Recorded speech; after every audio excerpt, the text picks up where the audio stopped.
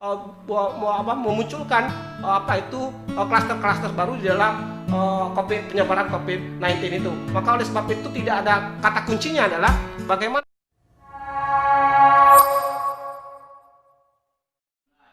Assalamualaikum warahmatullahi wabarakatuh, sahabat Merdeka Indonesia dan sahabat Merdeka Bengkulu. Kita selalu mengutamakan pemikiran-pemikiran merdeka.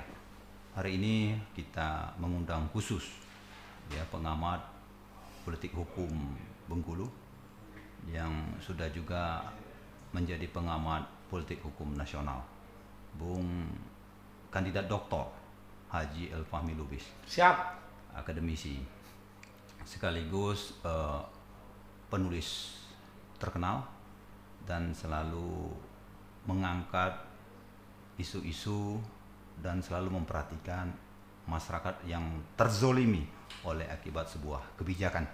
Siap. Apa kabar Bung Fahmi? Alhamdulillah Bung Rahiman, sehat walafiat. Alhamdulillah. Mudah-mudahan ya di suasana Covid ini kita cepat berakhir. Siap. Warga Indonesia khususnya Bengkulu akan terselamatkan semua. Amin. Bung Fahmi, Ya.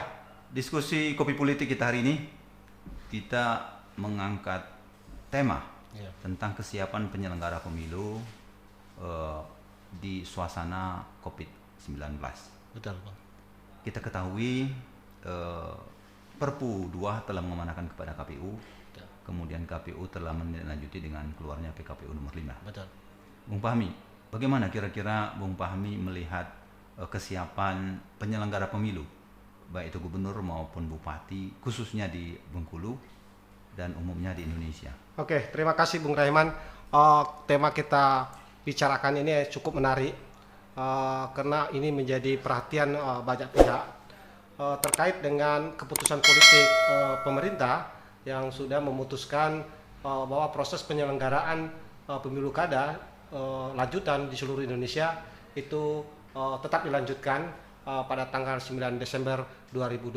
Yeah. Namun yang menjadi persoalan bahwa pilkada serentak 2020 ini adalah pilkada yang paling unik dan paling bersejarah dalam di Republik ini karena pelaksanaannya di tengah kondisi bangsa ini sedang memerangi apa yang disebut dengan pandemi COVID-19 itu. Iya.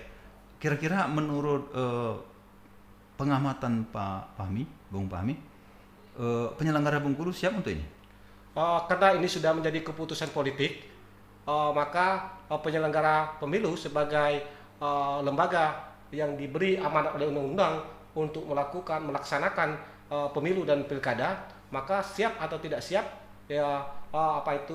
penyelenggara pemilu harus melaksanakan keputusan politik pemerintah. Namun yang jadi persoalan sekarang ini adalah bahwa banyak kekhawatiran dari masyarakat terkait dengan keputusan pemerintah yang masih tetap melaksanakan pilkada 2020 itu di tengah kondisi pandemi COVID-19. Karena kita ketahui bahwa kurva penyebaran COVID-19 itu di Indonesia itu pada kondisi puncak. Jadi ada kekhawatiran dari masyarakat jangan sampai pilkada ini akan menimbulkan klaster-klaster baru COVID-19 di masyarakat. Ini yang menjadi persoalan serius dan harus menjadi perhatian besar dari penyelenggara pemilu. Jangan sampai perhelatan pilkada ini justru akan mengancam nyawa masyarakat itu sendiri. Ya, jadi kurva masih tetap naik ya, betul. Belum melandai ya. Belum. Bung Fahmi, kira-kira apa yang paling menonjol keberhasilan kegagalan dari sebuah proses pilkada ini nanti? Yang pertama yang menjadi problem utama itu yang tingkat partisipasi masyarakat di dalam pilkada itu sendiri. Iya. Kita ketahui Bung Rahiman, di kondisi normal saja tingkat partisipasi politik di setiap pilkada pemilu itu di Indonesia itu rendah. Apalagi dilaksanakan dalam kondisi yang abnormal seperti sekarang ini, di mana rentang waktu pelaksanaan pilkada lanjutan ini sangat pendek rentangnya, sehingga penyelenggara juga mengalami kesulitan untuk melakukan proses sosialisasi terkait dengan tahapan-tahapan pilkada ini. Tetapi Bung, itu kan tidak mempengaruhi berapa besar persentase ikut pemilih dengan sebuah pelaksanaan. Jelas Bung Rahiman akan berpengaruh besar karena tingkat partisipasi politik masyarakat itu sangat ditentukan sejauh semasif mana proses sosialisasi yang dilakukan oleh penyelenggara pemilu. Tadi saya katakan dalam kondisi normal saja tingkat partisipasi politik itu rendah, apalagi dalam kondisi abnormal yang serba terbatas dan akses masyarakat untuk memperoleh informasi itu juga sekarang kan sangat terbatas sekali karena pandemi COVID-19 ini. Oke, tapi idealnya memang semakin banyak partisipasi masyarakat, itu kan semakin bagus. Betul. Tetapi kita seberapa apapun persentase tetap akan diakui. Betul.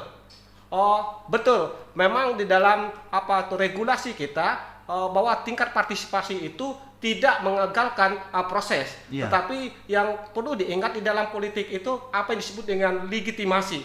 Jadi semakin rendah tingkat partisipasi masyarakat, maka pemimpin yang dipilih dengan tingkat partisipasi yang rendah, maka tingkat legitimasi dari pemimpin yang terpilih itu juga rendah. Oleh sebab itu kenapa dikatakan bahwa keberhasilan proses demokrasi dalam proses pilkada itu salah satu indikatornya itu adalah tingginya tingkat partisipasi masyarakat di dalam proses-proses politik itu. Sahabat Merdeka Indonesia dan sahabat Merdeka Bengkulu, legitimasi seorang pemimpin ditentukan oleh partisipasi memilih.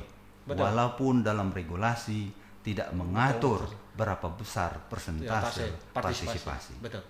Bung Ilfahmi Lubis. Bung, di samping partisipasi apa kira-kira lagi? Yang kedua adalah faktor keselamatan, Bung Rahiman.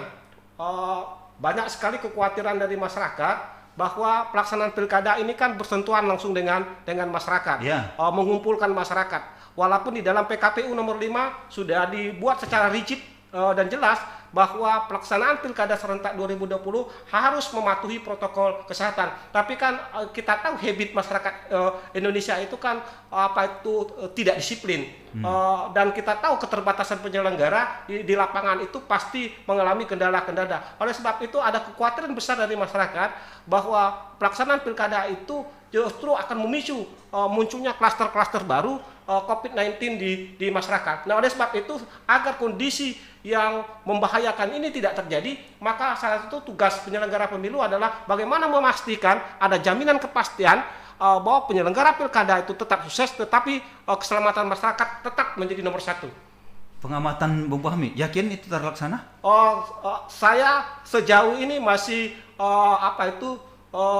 percaya dengan kemampuan penyelenggara untuk bisa melaksanakan proses pilkada ini tetap sukses dan protokol kesehatan ditetapkan sehingga keselamatan masyarakat bisa terjamin. Tetapi melihat kompleksitas problem yang akan muncul secara teknis di lapangan, maka saya juga perlu pesimis bahwa proses penyelenggaraan pilkada itu bisa saja memunculkan klaster-klaster baru di dalam penyebaran COVID-19 itu. Maka oleh sebab itu tidak ada kata kuncinya adalah bagaimana penyelenggara pemilu bisa memastikan bahwa proses pilkada itu betul-betul mematuhi protokol kesehatan yang sudah ditetapkan.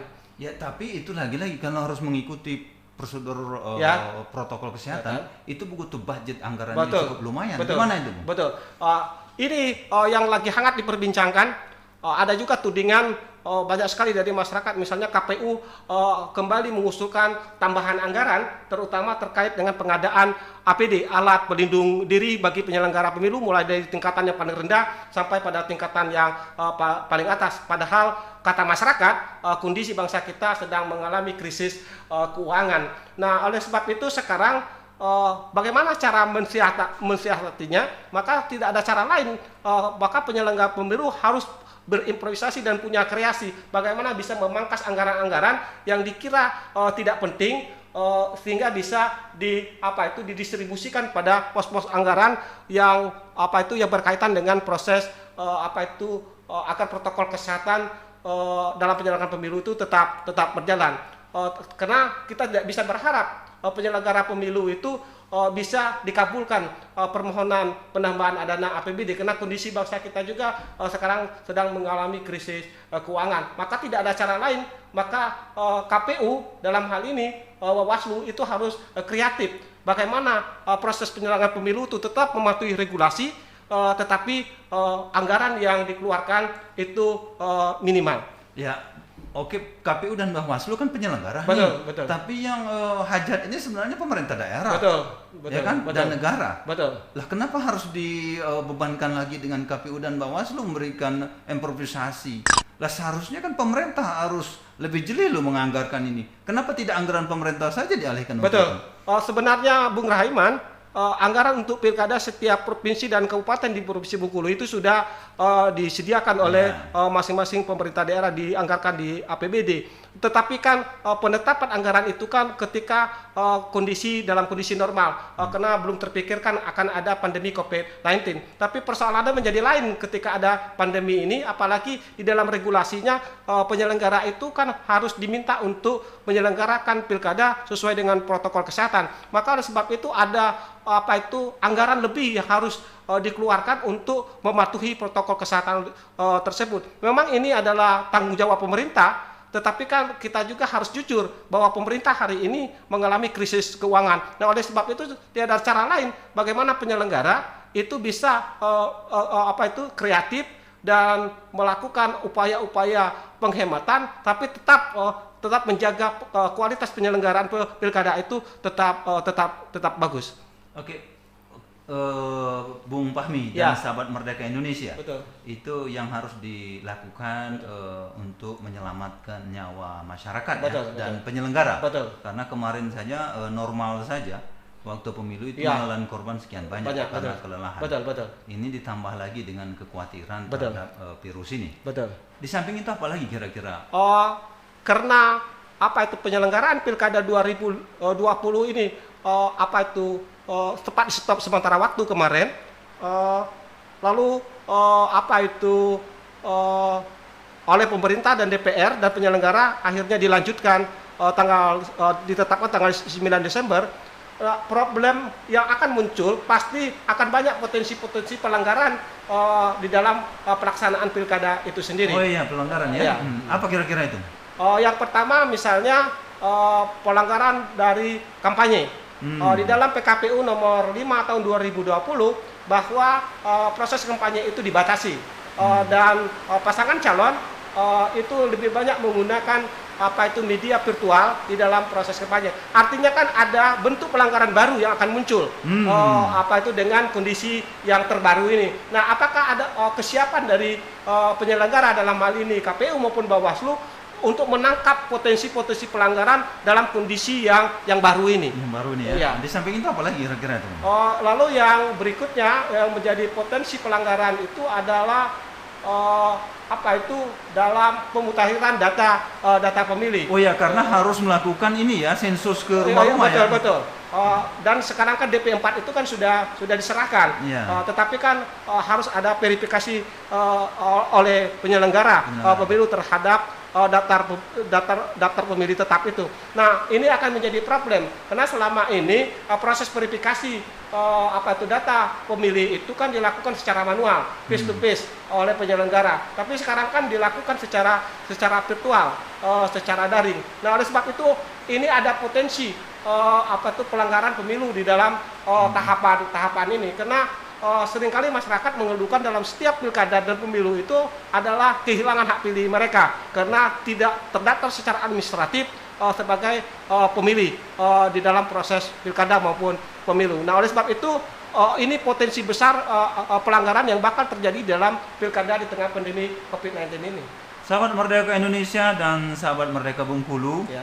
ada beberapa hal yang menjadi catatan khusus pengamat politik hukum kita. Ya. Bung Kandidat Dr. Ya. Fahmi Lubis. Betul. Ini yang harus menjadi catatan kita bersama, Betul. khususnya penyelenggara pemilu Betul. dan pengawas pemilu ya. Bung Fahmi, di suasana ini, kalau menurut Bung Fahmi, memang harus kita lanjutkan, harus dihentikan. Sebenarnya secara pribadi saya punya pendapat bahwa seharusnya pemerintah kemarin tidak mengambil keputusan tetap melanjutkan pilkada itu pada bulan Desember ini. Pertimbangannya itu sangat rasional karena kondisi kurva penularan COVID-19 di Indonesia itu masih sangat tinggi kurvanya, di mana tingkat penyebaran dan penularan itu masih cukup tinggi di masyarakat. Tetapi pemerintah tetap ngotot dan memutuskan melanjutkan proses pilkada itu tanggal 9 Desember. Nah, kenapa tidak dilakukan tahun depan? Tunggu kondisi kurva penyebaran COVID-19 ini. Tapi kalau dilaksanakan tahun depan sekian banyak itu jadi caretaker tuh. Itu kan problem problem teknis yuridis. Artinya negara dalam hal ini pemerintah kan punya otoritas. Harus dibuat regulasi ya. Kalau pemilu ada perpunya, sebenarnya pemerintah pusat juga bisa mengeluarkan perpu terkait untuk pengaturan ketika pilkada itu dilakukan penundaan. Artinya ruang regulasi itu tetap terbuka dan itu tidak melanggar ketentuan perundang-undangan. Itu sebenarnya jauh lebih elegan, lebih pas keputusan yang diambil oleh pemerintah dibandingkan tetap melanjutkan proses pilkada itu pada bulan Desember. Tapi sekarang nasi sudah menjadi bubur, artinya keputusan pemerintah sudah diambil dan penyelenggara pemilu wajib melaksanakan itu. Tinggal kita sekarang adalah meminta jaminan dari penyelenggara pemilu agar proses pemilu ini tetap berjalan secara efektif dan menghasilkan produk yang berkualitas, tapi tetap keselamatan rakyat itu menjadi nomor wahid. Oke, Ya. seandainya ini dilaksanakan, kita berandai-andai Ya, nih, betul. berandai-andai Ya, ya, siap. Pak Dokter. Ya, Nanti pada saat pelaksanaan, mulai dari tahapan sampai pelaksanaan, ya, ini kurvanya tetap naik, ya, bahkan menelan korban. betul. Siapa yang disalahkan? Yang jelas pemerintah yang disalahkan, karena pelaksanaan pilkada bulan Desember itu adalah keputusan politik pemerintah. Jadi penyelenggara itu hanya pelaksana dari keputusan politik pemerintah. Tapi walaupun begitu, sebagai pelaksana tetap porsi tanggung jawabnya juga besar dari penyelenggara. Tetapi kan itulah seharusnya penyelenggara kan independen. Betul. Dia bisa menentukan kapan dia mau melaksanakan. Betul. Benar, Bung Rahiman. Memang lembaga Komisi Pemilihan Umum Bawaslu itu kan adalah lembaga independen. Tapi dalam konteks dia melaksanakan tahapan-tahapan pilkada maupun pemilu. Tapi dalam konteks regulasi dia tidak punya otoritas itu. Dan dia patuh pada regulasi yang dibuat oleh negara atau pemerintah. Berarti kalau begitu, Ya, ada tanda kutip, ya, KPU Bawaslu diatur pemerintah dong. betul. Dalam Di konteks mana letak independennya? letak independennya adalah bahwa dia sebagai penyelenggara dalam melaksanakan teknis pelaksanaan pilkada dia independen. Tapi dalam konteks regulasi yang mengatur payung hukum dia menyelenggarakan pemilu dan pilkada itu dia tunduk pada otoritas negara, pemerintah. Tapi dari analisis Bung tadi, Iya. dampak yang sangat besar, Betul. hasil produk nanti akan Ya, betul. tidak maksimal, Ya, itu ya sebenarnya jadi pemikiran khusus dong bagi penyelenggara yang independen. betul.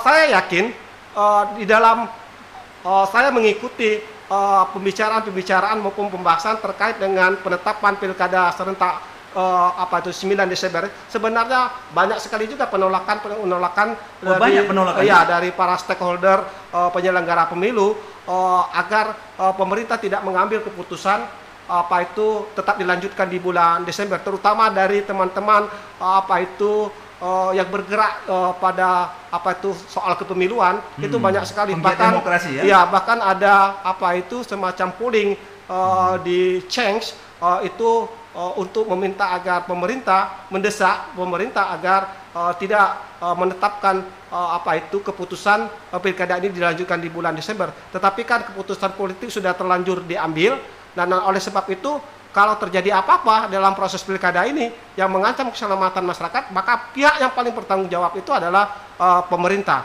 Dan di dalam PKPU nomor 5 itu penyelenggara itu diberikan otoritas untuk menghentikan proses pilkada itu ketika kondisi darurat atau kondisi yang abnormal terjadi ketika pelaksanaan pilkada itu. Oh, ada ruang untuk dibuat oleh PKPU. Ya, ada ruang regulasi. Jadi kawan-kawan penyelenggara juga sudah berpikir ke sana ya. Betul. Jadi dia otomatis bisa menghentikan proses itu ya. Misalnya dalam suatu tempat atau wilayah terjadi proses penjabaran yang abnormal, maka proses pelaksanaan tahapan pemilu di daerah tersebut bisa dihentikan oleh penyelenggara. Oh, Bung Fahmi, memang Ya. betul. Ini akan menjadi sebuah catatan sejarah Betul. kalau pemilunya berhasil Betul. ya, dan maksimal Betul. di masa pandemi. Pandemi. Ya, tapi kalau itu gagal dan tidak menghasilkan legitimasi tadi, Betul. itu akan menjadi catatan sejarah juga. Oke. Jadi begini, Bung Rahiman. Sebenarnya dari dari kejadian wabah ini sebenarnya menjadi perhatian juga bagi pemerintah dan penyelenggara pemilu bahwa kita perlu memodernisasi sistem kepemiluan kita. Dalam konteks ini misalnya kenapa kita tidak menggunakan e-rekap dan e-voting? Itu kan jauh lebih lebih murah, lebih efektif dan sangat cocok sebenarnya dilaksanakan di tengah pandemi COVID-19. Dan sudah banyak sekali usulan-usulan agar pemerintah kalau tetap ingin melanjutkan proses pilkada ini menggunakan sistem e-voting atau e-rekap itu. Tetapi nampaknya kenapa itu tidak jadi dilaksanakan, padahal ruang regulasinya kan tinggal dibuat saja. Karena penyelenggara pemilu selama ini kan sudah sangat familiar dengan dengan yang e-voting, e-recap itu. Misalnya ada kita punya situng dulu. Situng itu kan cara kerjanya tidak jauh beda dengan e-recap dan e-voting. Seharusnya kalau tetap ingin dilaksanakan, sebenarnya langkah yang paling tepat itu kemarin adalah pemerintah melaksanakan pilkada secara e-voting. Sehingga tidak perlu mengumpulkan masyarakat dalam jumlah besar dan tidak perlu melibatkan masyarakat secara konvensional. Tapi situng kemarin itu nggak diakui, bahkan digugat pemerintah ke penyelenggara sendiri cuma menjadi sebuah barometer saja, tapi menggunakan tetap manual. Betul. Memang dalam aturan kita yang diakui itu adalah tetap hitungan manual. Maksud saya ke depan kita perlu memikirkan modernisasi sistem kepemiluan itu. Kondisinya kan sudah berubah sekarang. Di negara-negara maju seperti Amerika, Eropa itu sudah menggunakan e-voting di dalam proses pemilihan presiden, pemilihan senat dan lain sebagainya. Kenapa momentum COVID-19 ini tidak menjadikan kita dijadikan momentum untuk memodernisasi proses kepemiluan kita? Salah satunya adalah menggunakan e-voting, e-recap di dalam proses pemungutan suara. Ya, Bung. Kemarin kami diskusi dengan Duta Besar Indonesia di Korea. Siap. Kalau di sana pelosok manapun, internet itu sudah ada. Betul. Dan itu gratis. Betul. Sekarang kita Indonesia bagaimana, Bung? Betul. Oke. Sebenarnya Indonesia sebenarnya sudah melakukan itu. Contoh misalnya dalam sistem di Papua kita sudah mengecualikan sebenarnya tidak dilakukan pemungutan secara ke TPS, tetapi dilakukan cukup oleh ketua adatnya saja. Dicoblos oleh ketua adatnya dan itu dihitung sebagai pemungutan suara yang sah. Artinya memang secara geografis Indonesia itu memang kompleks sekali. Kata Bung Rahiman tadi, karena luas wilayah yang luar biasa, akses internet itu masih sangat terbatas. Tapi kan itu kan bukan menjadi problem. Negara kan punya kemampuan untuk mengadakan proses pengadaan akses internet di seluruh pelosok tanah air. Kalau memang kita punya keinginan untuk memodernisasi sistem kepemiluan kita, dan itu sudah waktunya untuk dipikirkan. Sahabat Merdeka Indonesia dan sahabat Merdeka Bengkulu, sudah saatnya, sudah waktunya pemerintah memikirkan kesiapan modernisasi untuk sistem pemilu ke depan. Bung Fahmi Lubis. Bung, sebelum kita akhiri, kata kunci buat pemerintah, buat penyelenggara pemilu, karena tahapan sudah dimulai. Betul. Yang pertama, kata kunci, karena keputusan politik sudah ditetapkan dan penyelenggara pemilu dalam hal ini KPU, Bawaslu dan DKPP itu wajib mematuhi keputusan itu, maka diharapkan kita ke depan proses pilkada serentak 2020 ini proses oke dan keselamatan rakyat oke. Jadi itu kata kuncinya. Proses oke. Keselamatan rakyat oke, dan hasilnya demokratis. Dengan dibuktikan dengan partisipasi masyarakat yang tinggi. Oke. Bung, sebelum saya akhiri, ada kata yang mengatakan bahwasanya apapun kondisi, dimanapun berada, masyarakat menentukan segalanya. Betul.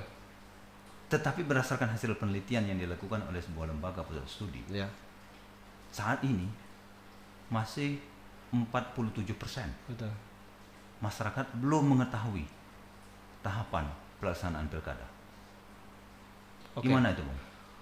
Benar sekali Bang Rahiman, dan hasil survei ini cukup menarik dan perlu menjadi perhatian dari semua pihak, terutama penyelenggara pemilu. Apa yang dikatakan Bung Rahiman bahwa masih sekitar 40% lagi masyarakat yang belum mengetahui informasi tahapan pilkada itu benar, karena memang waktu ruang yang diberikan dalam pelaksanaan pilkada serentak 2020 itu sangat sempit sekali. PKPU-nya saja baru minggu kemarin itu selesai dibuat, dan sekarang baru tahap proses sosialisasi, sementara waktu pelaksanaannya tinggal beberapa bulan lagi. Jadi benar sekali kalau ada survei yang mengatakan bahwa tingkat partisipasi dalam pilkada 2020 yang akan datang itu tingkat partisipasi rendah, karena memang kondisi yang terjadi saat ini memungkinkan tingkat partisipasi masyarakat itu rendah. Yang pertama, karena memang kita dalam kondisi pandemi COVID-19, jadi sekarang ada semacam ketakutan juga Pak Rahiman, masyarakat untuk datang ke TPS, karena mereka menganggap datang ke TPS itu bisa berpotensi menyebarkan atau tertular dan menularkan COVID-19. Nah, oleh sebab itu dalam pembicaraan kemarin dengan KPU dan seluruh pimpinan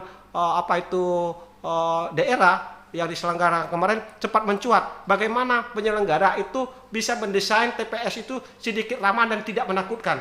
Jadi mulai maskernya tidak usah pakai masker hitam, tempatnya seperti dijaga betul, sehingga membuat masyarakat menjadi takut, karena ada ketakutan dari masyarakat sekarang untuk datang ke TPS karena terancam keselamatannya. Nah, kalau kondisi ketakutan ini terjadi terus-menerus, ini bisa mengancam tingkat partisipasi itu. Dan kondisi ini benar Pak Rahiman, bahwa masyarakat itu sekarang nggak mikir itu datang ke TPS, karena buat mereka datang ke TPS itu bisa mengancam mereka untuk menularkan dan tertular COVID-19. Nah, bagaimana ini tugas berat penyelenggara untuk meyakinkan masyarakat bahwa datang ke TPS itu aman, karena diselenggarakan sesuai dengan protokol kesehatan. Nah, ini memberi kepastian ini yang menjadi beban berat dari penyelenggara pemilu.